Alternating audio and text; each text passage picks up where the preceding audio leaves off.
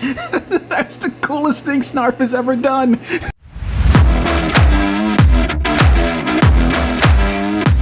What's going on, everyone? This is Tom with another Toy Ramble, and today I'm going to be taking a look at the Super 7 Snarf.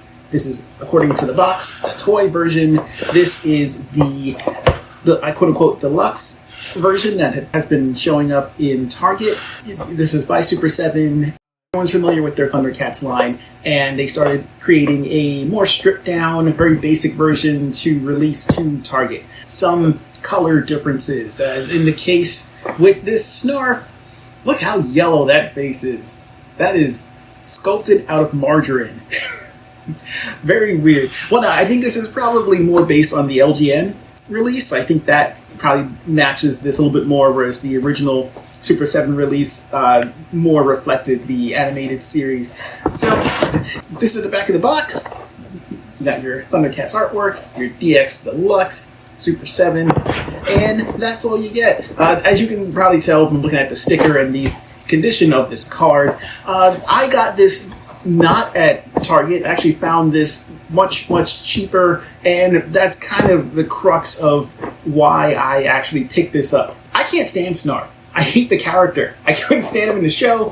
He's one of the reasons I had a hard time watching it. Any scene that he was not in was better for it. I can't stand it. When Super 7 created the line, you'd think that this would have been, bundled in with somebody else. But he was a standalone figure. I think he came in Wave 7 that had Rataro, I think it had Mongor, Willa, and Snarf.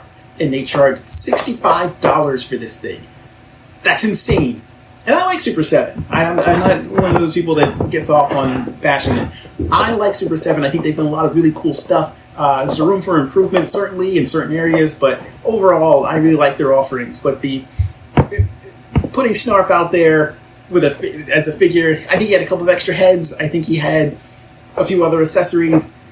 Come on, what are you doing? Or double it up. If it had been him and Snarfer, or if he was a pack-in with Willa, sure, but holy cow. And even the deluxe version of him, I think is way overpriced. Don't pay full price for him, unless you really, really want him. If you're a fan of Snarf, and he's done nothing to offend you like he has me, absolutely pay what you think he is worth, but I don't think either release of him is worth the amount that they were asking for. So the version that I got was from a super discounted website. I got lucky. I found him for a fraction of the retail price, and I recommend you do the same. So without any further ado, let's get Snarf out of here and review this figure. Ladies and gentlemen, we have ourselves a Snarf. Long before Pokemon were calling themselves by their own name, we had Snarf constantly using it as an extra padding in his sentence structure, which was very weird to me. Unique. Made him. It was memorable. That was a thing he did. So let's zoom in a little bit on old Snarf here. He does have really good sculpting. The figure itself looks really good. It's a very good representation of how he appeared in the show. It's got all the fur detailing is pretty good. He's got the feet with the fur. He's got the banding on the stomach. I was always Snarf as a character always kind of weirded me out because I wasn't quite sure what he was. I wasn't sure why he didn't have any clothing. But then in the first episode of Thundercats, none of them did. But I was always kind of weirded out by him. I honestly much prefer the 2011 reboot of Thundercats, where he didn't say anything. He was a really cute, really entertaining, really fun-loving little scamp, which normally I don't like when they remove things like that from characters. I don't like when Cringer can't talk in He-Man, for example. I think it takes away from him. But in the case of Thundercats, I thought that was an improvement because I couldn't stand anything that Snarf ever had to say. I'm sorry that this is coloring my review.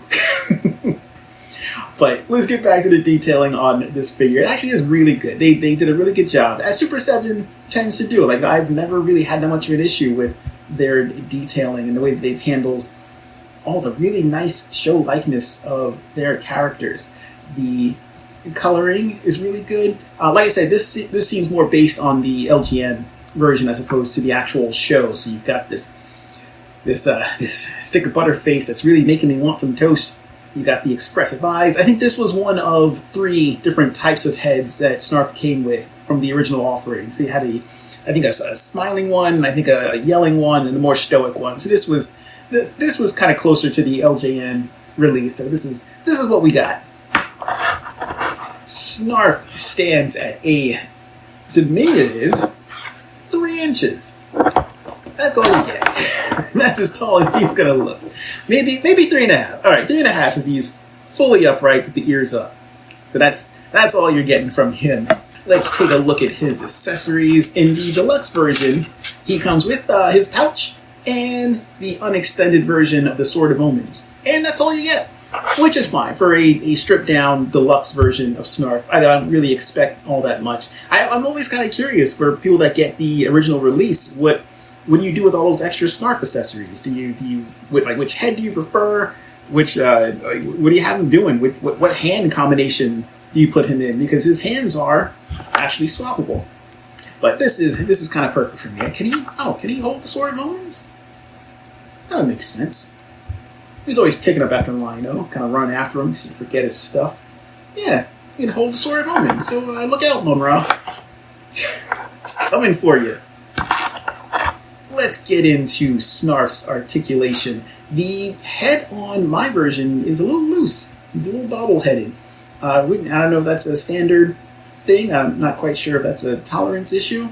If the machines that are tooling this, if the mold reuse has gotten a little bit up there. Even though I think this is the first time they have reused him. I don't know if the Snarfer body that came out later uses the same mold. Probably. It's probably the same mold with a different head. I could be wrong. I don't know. I don't own that figure. So Snarf has pretty decent rock side to side. A little bit of tilt to look up at everybody else because he has to. And a little bit of looking down because he found something on the floor. 5-second rule for Snarf. A little bit of a hinge at the shoulder. So he's not getting a huge range of motion, but he's a little diminutive guy and he's got tiny limbs, so yeah, you're only gonna get so much. Full swivel and hinge at the shoulder, and you have a hinge plus swivel at the wrist. No ab crunch on Snarf, who has no abs to speak of. Just one solid body piece right here, and then you have the leg piece here, which is, I thought it was a ball socket, but it is not. It is a little bit of a hinge joint here. So he has a more okay amount of extension there than I thought he would for a Snarf. He's pretty spry for a Snarf. There is a joint at the knee, but it does not do a whole heck of a lot. If anything, it's more just for separation of the limb, I guess. There's a little bit of articulation to it, but not a whole lot. And down to the ankle, he has a full hinge joint there, plus rocker joint. The tail is also on a full spinning hinge and plug, so you can get a pretty decent range of motion on the tail. That's pretty good. I do like that. And a separate joint here, which is more just plugged in and rotates. There's no actual like up and down motion or anything on there. That's what you got with Snarf. Let's get some company out here for Snarf and see how he stacks up next to a 6-inch Marvel Legends figure. I think he'd probably have a lot of things to say to Rogue, whether she wanted to hear them or not. Your standard snake eyes would definitely confuse old Snarf. Now, if you're looking to pad out the rest of your Super 7 Thundercats collection, this is how Snarf kind of fits in with the rest of them. Which is a pretty decent size. This is pretty accurate to where he was in the show. I believe the Super 7 full release had a little, almost like a stand for his tail, because every now and then he would kind of bounce himself up on his tail. It would look something like this. But this does not come with that accessory. So this seems pretty accurate. Now, if you've only managed to get your hands on the Thundercats that came in the Masters of the Universe Thundercats crossover, then this is how he stacks up with them. He's a little big. He got into being big in machine just a little bit. Only affected him by about 15%.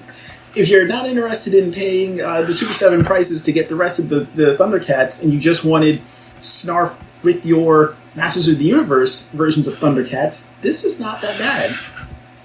And of course, what is Snarf without hanging out with Super 7 Lion-O?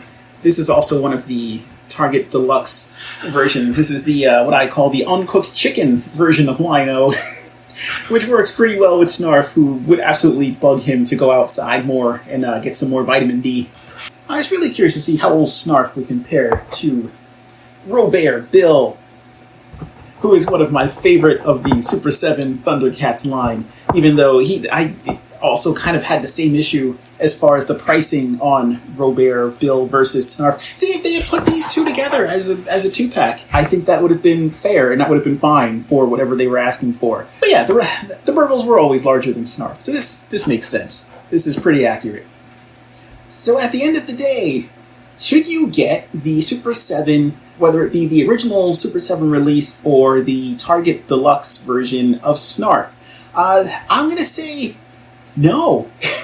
Not for lack of being a bad toy. This is all based on what they want to charge you for him. If you are a big fan of Snarf, absolutely pay whatever it is that you want to get him in your collection. He does round out the cast. If you want an actual complete cast of Thundercats figures, then yeah, absolutely do what makes you happy. But if you are looking for a figure that is reasonably priced, is reasonably sized, and has the accessories to boot, this is not it. I don't fully understand the thought process behind what they were charging for it, and him being in Target, even at the reduced price, with reduced accessories, with a smaller box, with less things, with different... Yeah, the different coloration is interesting. That makes it intriguing, because it's the LGN version, which is nice, but it's not worth it unless you find him for a super discounted amount, like I kind of lucked out and was able to do. So if you really want him, get him. All the pros are there. He is a good-looking figure. It's very accurate.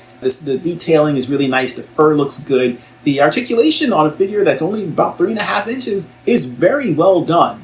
And he does look good when you pose him with the rest of your Thundercats. But speaking from a strictly financial basis, not worth it. Sorry, Snarf. So, I hope that you have enjoyed this review. I'm sorry this one was a little bit of a downer, but I felt that it should be done just because I managed to get my hands on Snarf. So I'm very curious to know what your thoughts are. Are you going to get Snarf? Do you own Snarf? And if you do, what do you think? What do you think of the pricing that was done on Snarf? Whether it be on the original, do you think it's worth it to buy him at the slightly lower Target price? Let me know in the comments down below. Thank you for watching this review. I hope you've enjoyed it. If you have, please leave a like. Please subscribe to the channel. Hit that notification bell, because if you don't, that'll make Snarf real sad. Snarf, snarf. So until next time, take care, everybody.